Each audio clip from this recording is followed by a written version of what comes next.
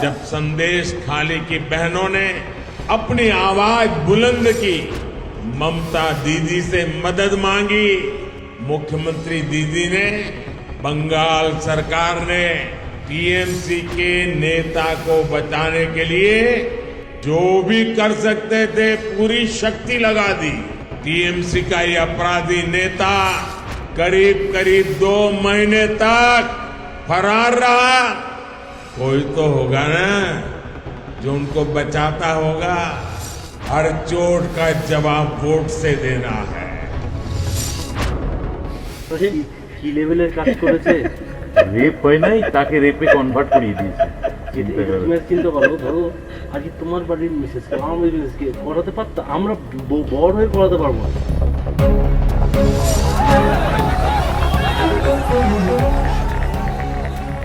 राजनीति का स्तर कितना गिर सकता है? क्या इतना गिर सकता है कि महिला अस्मिता से खिलवाड़ किया जा सके? तो फिर हम इन तमाम राजनीतिक पार्टियों का क्या करें जो ये कहते नहीं थकती कि हम महिला सशक्तिकरण के लिए एड़ी से चोटी तक का जोर लगा रहे हैं। ऐसा एड़ी से चोटी तक का जोर जिसमें शक की सुइयां हजारों हों, कृत्य ऐसे कि जिस पर शक करने को आ जाओ तो घिन सी आने लगे। मन कचोट कर सवाल करता है कि क्या महिलाओं पर हमारे देश में ऐसी राजनीति की जा सकती है? ऐसी जमीन जहां पर नारी को जगत जननी माना जा सकता हो, वहां महिलाओं की अस्मिता के साथ क्या ऐसा खिलवाड़ किया जा सकता है? पूरब से लेकर पश्चिम तक, दक्षिण से लेकर उत्तर तक बीजेपी ने जिस मुद्दे को भुनाने में कोई कोर कसर तक नहीं छोड़ी, अब वो मुद्दा बीजेपी के लिए ही मानो आफत बनता चला जा रहा है। पश्चिम बंगाल के संदेशखाली में मास यौन उत्पीड़न का मामला तो आपको खूब ही याद होगा। आम चुनाव 2024 के बीच इस मुद्दे की गूंज गली गली कूचों कूचों में सुनाई पड़ी थी। पश्चिम बंगाल में तो संदेशखाली के मुद्दे को लेकर सैकड़ों झड़पें तक हुई, लेकिन अब ये झड़पें कहीं गुम सी होती नजर आ रही हैं, क्योंकि अब गेंद बीजेपी के पाले से निकलकर टीएमसी के खेमे में जाती दिख रही है। पश्चिम बंगाल के सबसे चर्चित संदेशखाली मास यौन उत्पीड़न मामले के स्टिंग ऑपरेशन वीडियो से राज्य की राजनीति में हड़कंप मच गया है। इसके अलावा एक पीड़िता के बयान से उपजा विवाद भी थमा नहीं था कि दूसरी पीड़िता का भी बयान सामने आ गया। खबर ऐसी है कि 3 संदेशखाली की महिलाओं ने आरोप लगाया है कि बीजेपी ने उन्हें कोरे कागज पर हस्ताक्षर करने के लिए मजबूर किया था और हकीकत में वे यौन उत्पीड़न की रिपोर्ट नहीं करना चाहती थीं। तीनों महिलाओं ने कथित तौर पर कबूल किया है कि टीएमसी नेताओं के खिलाफ यौन उत्पीड़न और बलात्कार के आरोप बीजेपी की साजिश थी। उनमें से एक ने कहा कि जब राष्ट्रीय महिला आयोग ने संदेशखाली का दौरा किया तो उसे और कई अन्य लोगों को स्थानीय बीजेपी नेता प्याली दास ने उनसे मिलाने ले गईं। एक महिला ने कथित तौर पर मनरेगा के तहत पैसा नहीं मिलने का दावा किया था और कहा था कि उन्हें कोई अन्य शिकायत नहीं है। 2 अन्य महिलाओं ने कहा कि जब कुछ दिनों के बाद पुलिस ने एक नोटिस के साथ उनके दरवाजे खटखटाए तो उन्हें एहसास हुआ कि श्वेत पत्र क्या हो सकता है। फिलहाल पश्चिम बंगाल पुलिस ने प्याली दास को स्थानीय पुलिस स्टेशन में पेश होने के लिए बुलाया है। मानो अब एक एक करके साजिश की सभी परतें खुलती चली जा रही हैं। इस सनसनीखेज खुलासे के बाद से टीएमसी ने ईसीआई को एक लेटर लिखकर कहा कि कैसे बीजेपी और उसके नेताओं ने पश्चिम बंगाल की छवि को खराब करने और अनैतिक तरीकों से राजनीतिक परिदृश्य में हेर फेर करने के लिए संदेशखाली में एक झूठी और मनगढ़ंत कहानी गढ़ी। टीएमसी ने मांग की है कि इस षड्यंत्र में शामिल बीजेपी के हर एक नेता नेत्री के खिलाफ तत्काल आपराधिक कार्रवाई शुरू की जाए। भारतीय जनता पार्टी की संदेशखाली की साजिश रोज एक नया मोड़ ले रही है। आज वीडियोस आए हैं जिनमें महिला संदेशखाली की महिलाएं सीधे सीधे राष्ट्रीय महिला आयोग और उनके अध्यक्ष रेखा शर्मा के ऊपर सीधे सीधे आरोप लगा रहे हैं कि रेखा शर्मा उनके पास आई, ब्लैंक पेज पर दस्तखत कराया और झूठे रेप की शिकायतें करवाई। इससे शर्मनाक बात क्या हो सकती है कि नेशनल कमीशन ऑफ वुमेन और रेखा शर्मा, जिन्हें महिला सुरक्षा और महिला सम्मान के लिए प्रयास करना है, खुद महिला आयोग इस तरह की गंदी राजनीति में शामिल हो रहे हैं, जिसमें महिलाओं को इस्तेमाल किया गया है राजनीतिक फायदे के लिए। इससे शर्मनाक बात क्या हो सकती है? इसके बाद क्या रेखा शर्मा और महिला आयोग नारी शक्ति और नारी सुरक्षा की बात कर सकते हैं? প্রতিদিন ভারতীয় জনতা পার্টির কেন্দ্রীয় নেতৃত্ব আসছে, অমিত শাহ আবার আসবেন, দেশের গৃহমন্ত্রী আসবেন এবং নিশ্চিতভাবে এই ধরনের অপরাধের যে কাহিনী, তারপরে ভারতীয় জনতা পার্টি চুপ কেন? তারা চুপ কেন? আমরা অপেক্ষায় রইলাম, আমরা নয়, বাংলার নারীরা, সন্দেশখালীর মহিলারা তারা অপেক্ষা করছেন যে বিজেপি ক্ষমা চাইছে না কেন, জিজ্ঞেস করছেন, অপেক্ষায় রইলেন। অমিত শাহজি আসছেন, আমরা ডিমান্ড করছি যে তিনি একটা অ্যাপোলজি করুন, তিনি ক্ষমা চাইবেন।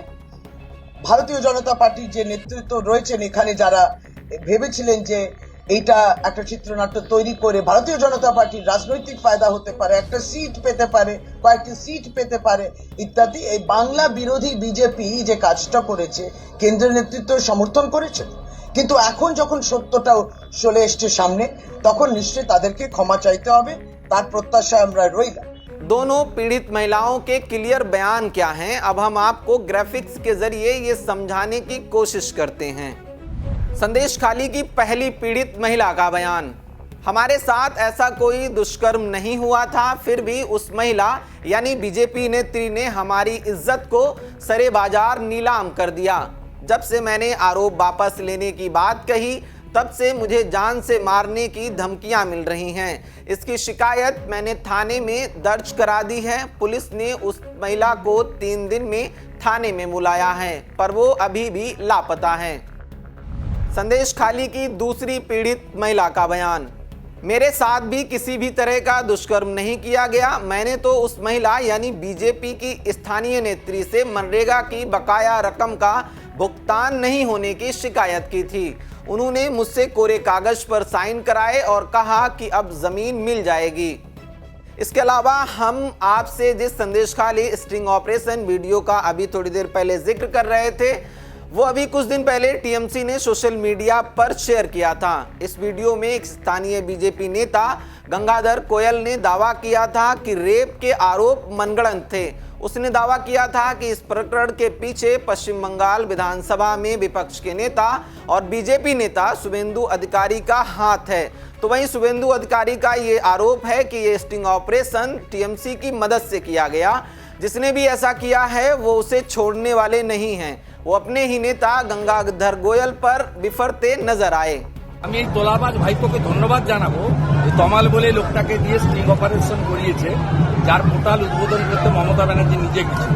এর সঙ্গে আইপ্যাক এবং বসিরহাটের এসপি মেহেদি হাসান আর এসডিপিও আমিনুল পুরো প্লট রেডি করেছে।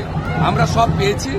গঙ্গাধর কয়াল সিবিআইকে লিখেছেন, সিবিআই যদি 2 দিনের মধ্যে এই মামলা না নেয়, গঙ্গাধর কয়াল উচ্চ আদালতে যাবে। তিনি তো নিরাপত্তাহীনতায় ভুগে। গঙ্গাধর কয়াল সেফ কাস্টডিতে আছে আমার কাছে। আমি এটা ছাড়বো না। আমি তমালকে তোলাবো, তার কান টানলে মাথা আসে। মমতা ব্যানার্জি অব্দি যাবো। संदेशखाली एक्सपोज्ड में वीडियोज की मानो फहरिस्त लगी है। अब टीएमसी ने एक ताजा वीडियो साझा किया है। इसमें बीजेपी नेता और बशीरहाट से लोकसभा उम्मीदवार रेखा पात्रा को संदेशखाली पीड़ितों के एक समूह की पहचान पर सवाल उठाते देखा गया है। इस समूह को बीजेपी नेताओं ने राष्ट्रपति द्रौपदी मुर्मू से मिलवाया था, जिन्हें पीड़ित महिलाओं ने आप बीती बताई थी। रेखा पात्रा संदेशखाली विरोध प्रदर्शन के प्रमुख चेहरों में से एक हैं, जिन्हें बीजेपी ने चुनाव मैदान में उतारा है। আমরা সংবাদ মাধ্যমের থেকে জানতে পারলাম যে রাষ্ট্রপতি ম্যাডামের কাছে সন্দেশখালীর কিছু নির্যাতিতা মহিলাকে নিয়ে যাওয়া হয়েছে। তাহলে আমরা কারা? আমরা তো সবাই সন্দেশখালী আন্দোলন বা নির্যাতিতা আমরা সবাই তো গেছিলাম প্রধানমন্ত্রী পিএম স্যারের সাথে দেখা করতে, তাহলে আমাদের ছাড়া রাষ্ট্রপতি ম্যাডামের কাছে কারা গেল? আমরা তাহলে কারা? অনুপ দাস, খবর পেয়েছি যে অনুপ দাস নিয়ে গেছেন।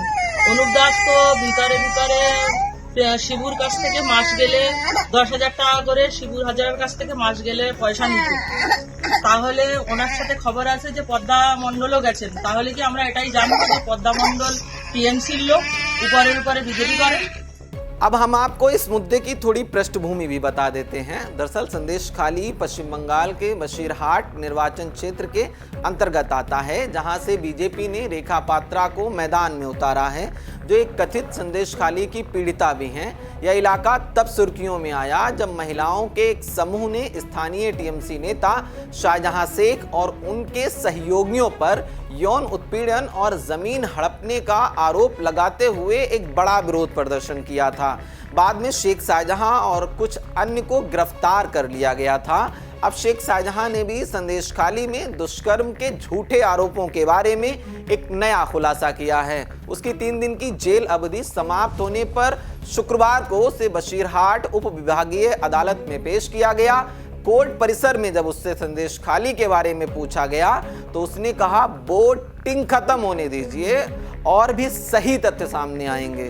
शाहजहां के अलावा शेख आलमगीर, ज़ियाउद्दीन और 3 और लोगों को भी शुक्रवार को बशीरहाट कोर्ट में पेश किया गया था। जिस तरह से शेख शाहजहां दावा कर रहा है कि वोटिंग का दौर खत्म हो जाने दीजिए, अभी और भी तथ्य निकलकर सामने आने बाकी हैं। मतलब हमारी राजनीतिक पार्टियों की अभी भी और कोई घिनौनी हरकतें सामने आना बाकी हैं, ऐसी हरकतें जिनमें औरतों की इज्जत से खिलवाड़ किया जा रहा है। फिलहाल अभी के लिए इतना ही। आप देख रहे हैं पंजाब केसरी टीवी। बहुत शुक्रिया आपका। नमस्कार। हमसे जुड़े रहने के लिए हमारे YouTube चैनल को सब्सक्राइब करें और नई वीडियो की नोटिफिकेशन के लिए बेल आइकॉन को दबाएं।